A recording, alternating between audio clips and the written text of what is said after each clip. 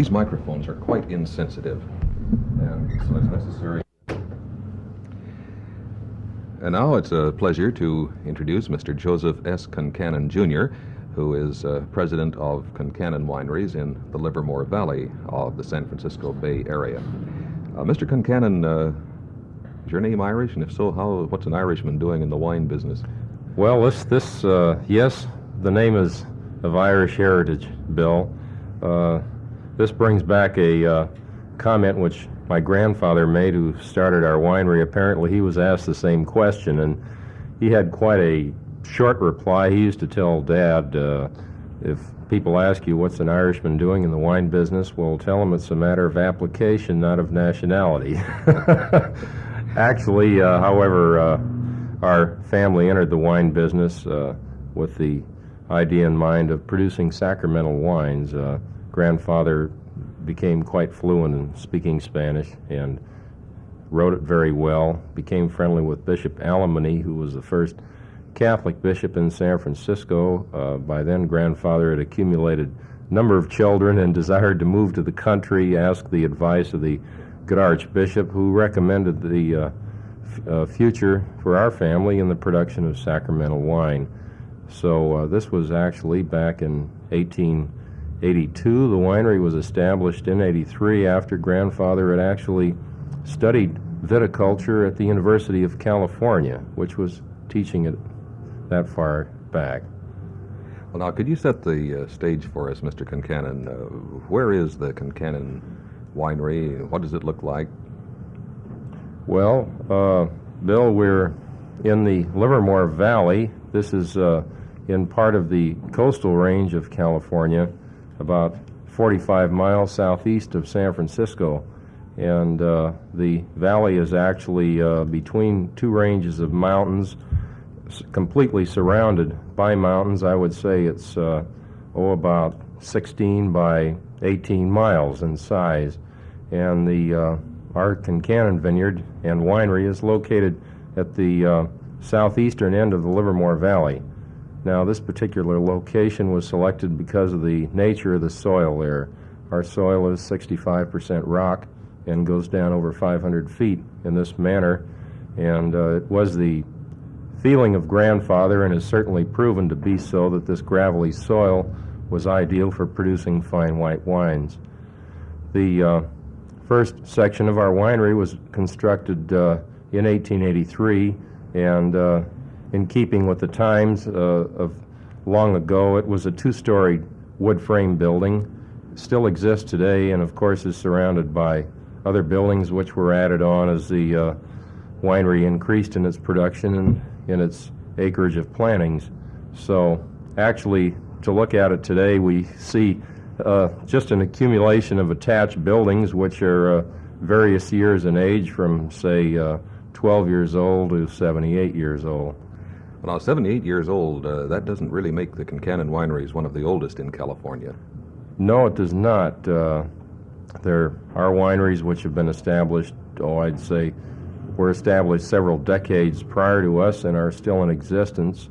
I would say, however, that we are one of the, perhaps one of the older wineries in California in terms of direct descendants still operating and owning and controlling the business. This is still a family winery. Yes, it's in every sense of the word. My brother Jim is our winemaker chemist. I'm more or less in general management, and our father, who's hale and hearty, 77 years old, is going strong. He's more or less the chief of the operation. There are wineries which were established earlier, and of course the history of winemaking in California dates back to 1769. At this time, the first grapevines were brought from the border of Mexico into, of course, the Spanish holding, which is now California, carried by Padre Junipero Serra, and planted at the Mission San Diego.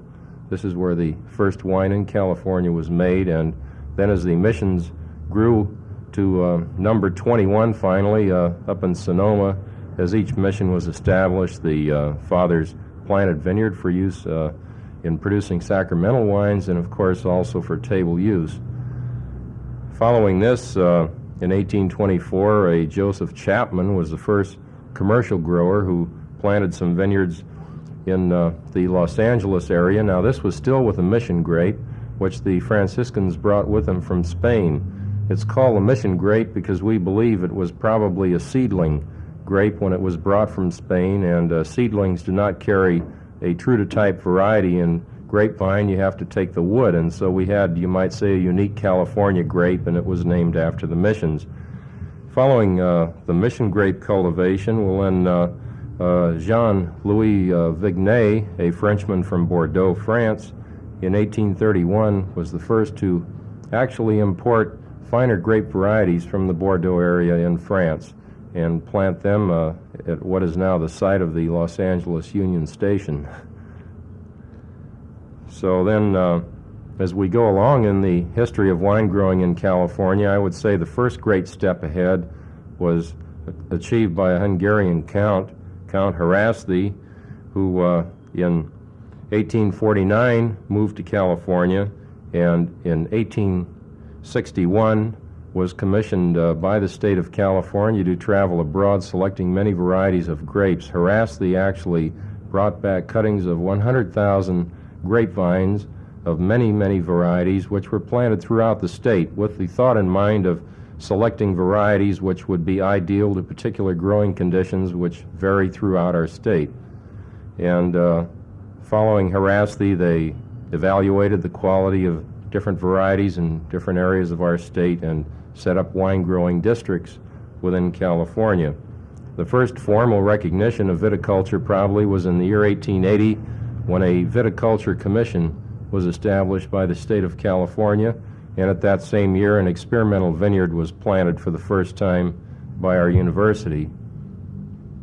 Mr. Concannon, you mentioned that your own family winery began with the production of sacramental wines. What type of grapes were you using for that purpose? The first two grape varieties used by us in Livermore were the Semillon and the Sauvignon Blanc. These are the two principal white grapes of the Bordeaux area, and as grandfather selected his area in the Livermore Valley, he had in mind producing a white wine. The white wines are the most widely used by the Roman Catholic Church as sacramental wines, and this happened to be his largest interest at the time, mainly because the wine does not stain the purificator during the services. And so he felt the Semillon and Sauvignon Blanc could produce some of the very finest white wines, especially those that might be slightly sweet. Going back to Europe, he sailed over there 3 times and studied viticulture in Europe and found that the Grave area in Bordeaux had gravelly soil and seemed to grow the Semillon Sauvignon Blanc extremely well. So these were the first 2 varieties. Today, however, we grow perhaps 10 or 11 other wine grape varieties for use in sacramental wine. What happened to the tradition of the mission grape? Well, the mission grape is still grown in California. It remains one of the more widely planted grape varieties. However, going back to this experiment station the university established in 1880, they tried various other grape varieties throughout the state and found that actually many other varieties were far superior to the mission. And of course, the Europeans, I'm sure, found this out many years ago. The problem in California was finding these Vitis vinifera grape varieties, which originated in the Near East, came to Western Europe following civilization, and then to America, finding the ideal areas in California where they would produce wines which were truly representative of these excellent grapes. And as this has been done over the years, well, we know that we can make better balanced and more aromatic wines with other grape varieties. The Mission is a heavy-bearing grape variety, making a relatively standard wine, but not one of really fine quality.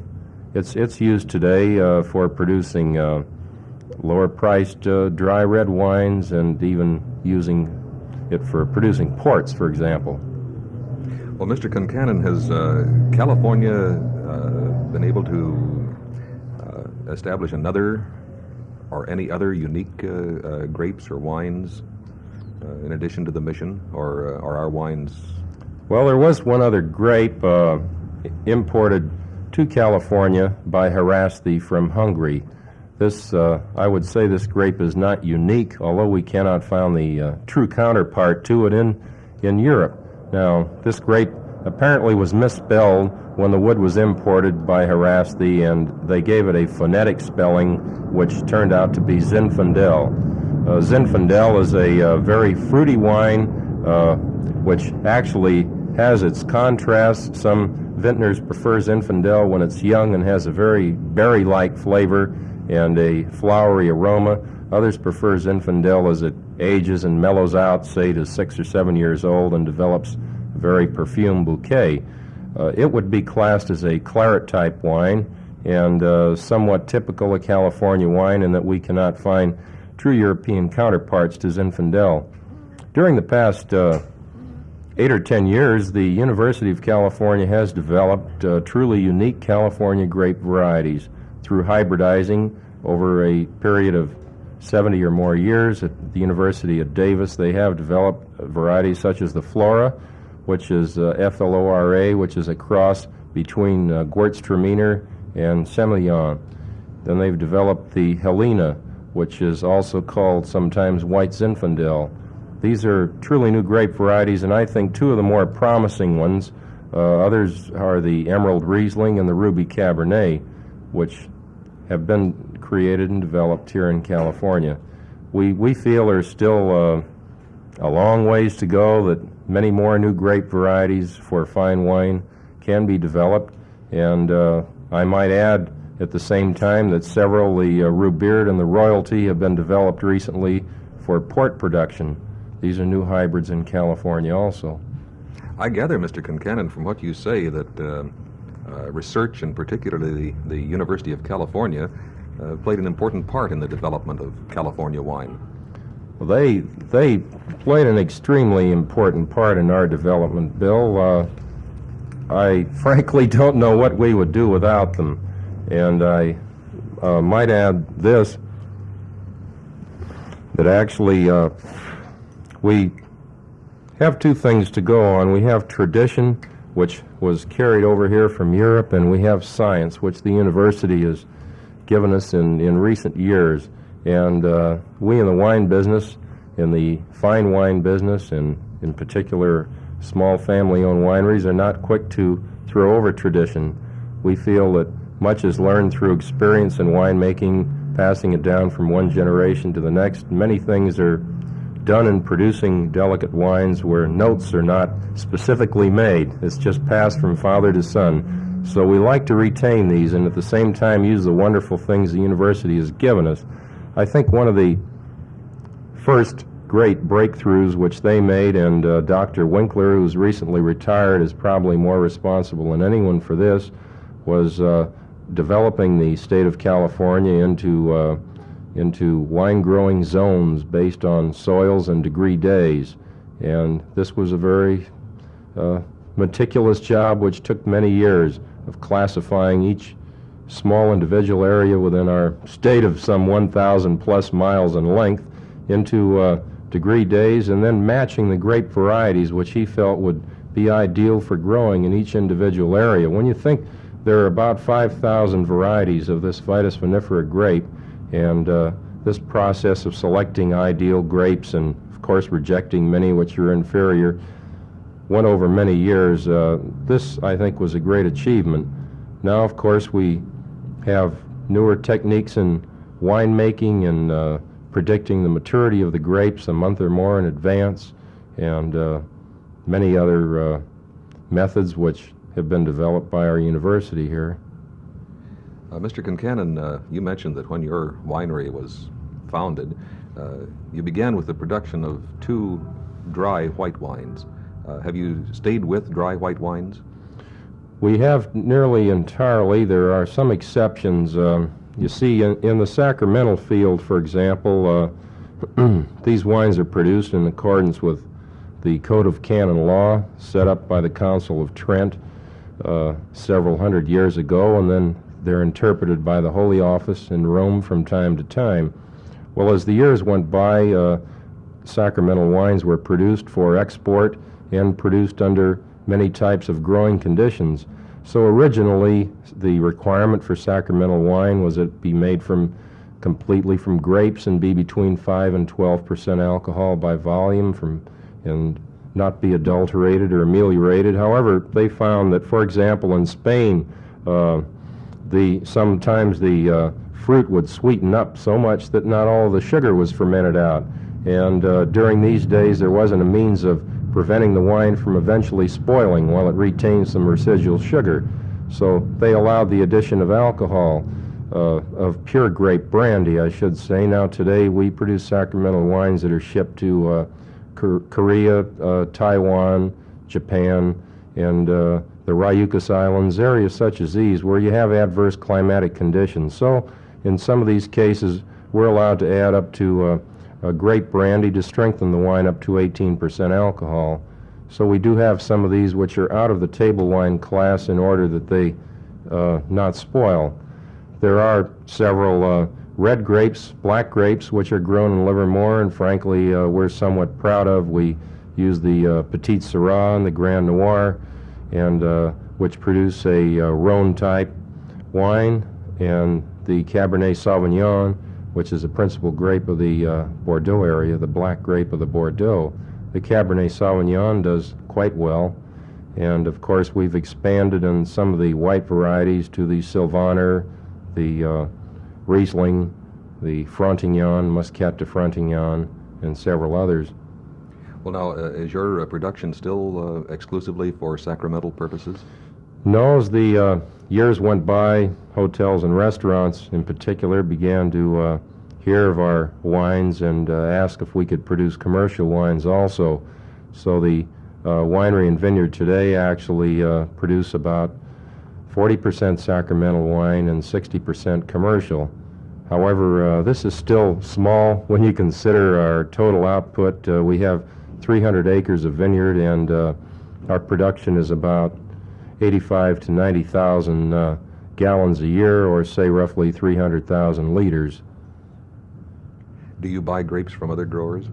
We buy a few grapes. Occasionally it's just impossible to predict completely how the public taste is going to go. But I would say at this time that the only wine we produce, the only dinner wine we produce, where in part we use purchased grapes, are the Riesling. And our other varieties are produced entirely from our own grapes. We have found also that it can become dangerous buying grapes from other districts, because just as in Europe and other parts of the world, Australia, South Africa, etc., where wines are grown, South America, as soon as one gets from one soil condition into another, the flavor of the wine changes quite markedly.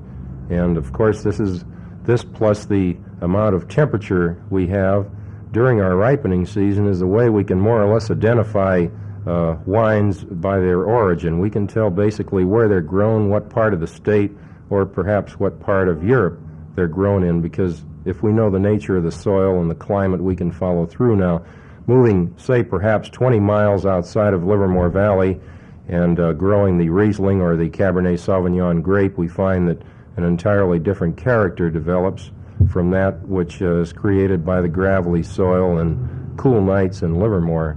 I say cool nights because we do have warm days, as you probably know. Yes, I've experienced them. Mr. Concannon, how is the public taste accepting the wines that you're producing? What wines do they like? And well, I would say this, that, Bill, in the past 20 to 25 years, there's been a near revolution, in my humble opinion, in the taste of the American consumer. Now, when we think of American consumers, in this sense, I'm thinking of those who would be attracted to a quality wine. And if we were to say we're offering quality wine of all types, well, 25 years ago, the quality wines which have the greatest appeal were the sweet wines, those which were either natural sweet, like Chateau Concannon, produced from overripe Semillon and Sauvignon Blanc grapes, or perhaps a Frontignan, a Muscat de Frontignan. Well, we've seen a great shift in the taste from these wines into very dry wines, that is, those in which all the grape sugar has been fermented out. And perhaps the use of wine is changing. Americans may be dining more at home. We like to think they're becoming quite attracted to what I would call a very civilized way of living, enjoying wines with food and enjoying them with dinner. And we see a terrific demand. As a matter of fact, we're looking for more vineyard land now, strictly for the production of dinner wines. The young generation in America, people in their 20s and 30s, are excited and extremely interested in wine for dinner use. I can vouch for that. Your winery is considered to be a fairly small one, as California wineries go. What kind of distribution do you have? I'm speaking of your commercial distribution now, of course. Yes. Well, our distribution is somewhat spotty, but restricted primarily to the west coast of the United States. We distribute throughout California, and in Oregon we have distribution, a little bit in Washington. And then we go into New Mexico, and one would wonder out in the southwest of part of the United States, where we have our bleak sand storms, etc., what demand would there be for fine wine?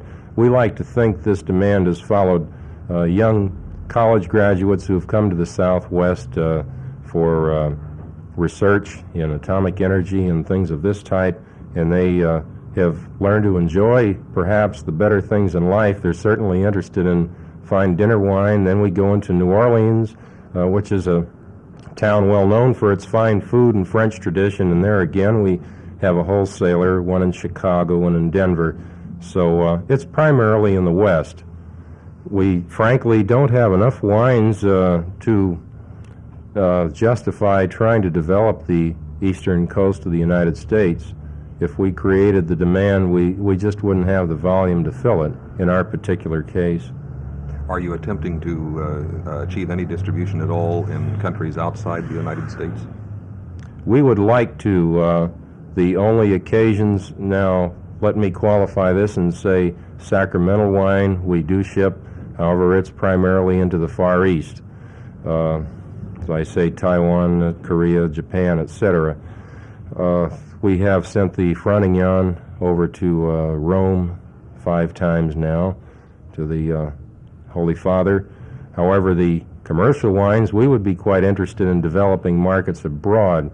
We feel that just as there is a market, very definite market for fine wines from without the United States, there is a market for those here within the United States, and I enjoy drinking them myself from time to time to see what is being done abroad and also to enjoy the qualities of these wines. We feel this market would exist for California wines, fine ones, in other countries.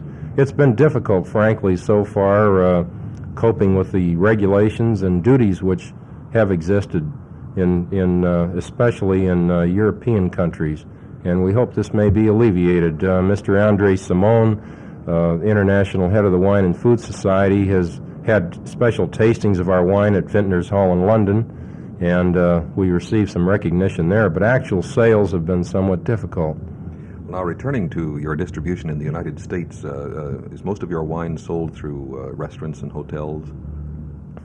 Yes, our commercial wines, here again, they're not advertised, and so we have not created demand in these large supermarkets and other types of stores, which do sell, of course, very large quantities of wine. However, the wine is more or less sold on its own merits, and I would say 75 to 80% of it is sold in restaurants and hotels. How does an operation such as the Concannon winery compare with a typical family winery in, say, France? Well, we feel there are many similarities. The very first one, I feel, is this quotation that goes something like this: once a vintner has planted the root of a vine, his life becomes entwined in the root. And believe me, well, I went to college 2,300 miles away from home and studied business, was exposed to life, and I just love to come home to the winery and be a part of winemaking. I think you might say it's almost in your blood, and you feel that you are creating nearly a living thing as you watch the development of the wine. So I feel we have many similarities. I've had the pleasure of meeting some of the winery owners in my generation, also from Europe, and I feel that we have many similarities. We're interested, number one, in quality, and we will sacrifice no cost in an attempt to achieve this quality, because we believe if you have quality, there'll always be a demand for it. Is the Concannon Winery prepared to continue its family operation in the future? Well, I'll have to leave that up to the next generation. My brother Jim, who's our winemaker chemist, has a 18-month-old son, John James, and we have Tom, who's 4 years old, and our little Joe, who's just about 2 weeks old. So we'll have to leave that up to them. However, the one thing I'm interested in doing with these boys as they grow up is exposing them to the business. And I feel there's never any harm in having them work in the winery. I drove corks and washed tanks and worked around the winery, and I feel if we give them some exposure, then they can make their own decision as to what they'd like to do. Mr. Concannon, I think almost everyone has heard of the famous wine festivals of the old country. Are these traditions also continued in California? Yes, there are numerous wine festivals. We have the very famous one at Sonoma each year, the Valley of the Moon, and of course then there's this Blessing of the Grapes and festival down at Guasti near Los Angeles in Southern California. I believe they also have one in the Napa Valley. Really the only tradition we have out in Livermore is having the youngest offspring of our family each year begin the crush by throwing in the first bunch of grapes, and that will be done in Livermore Valley tomorrow, as a matter of fact, as we throw in the first bunch of Sauvignon Blanc.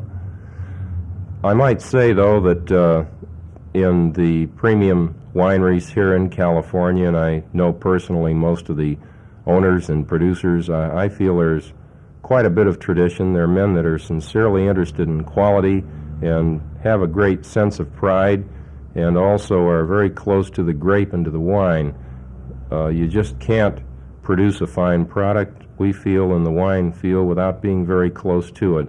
And actually the care of the vine and the nurturing of the grapevine itself is just as important as the production of the wine, because the wine can be no better than the grape from which it's made. I feel there's quite a tradition, although we're young in California in the production of wines. Somehow or other this tradition is becoming enrooted here. Is it true then that in spite of the progress that's been made in science and the assistance that has been given you by research, that the human element is still in the production of wine?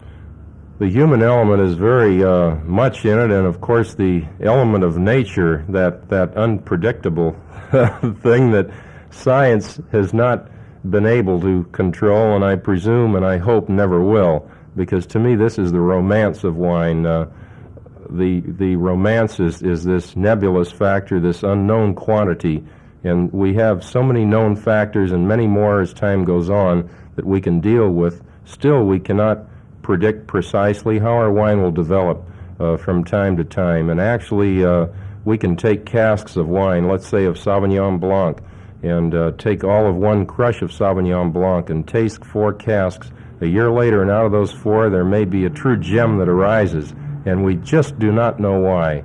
We just do not know why, but I think this surprise is part of the romance of wine and the pleasure in making it. There's the unexpected, and certainly tradition helps us in trying to standardize this, but it's something which is, I feel, a great pleasure in wine.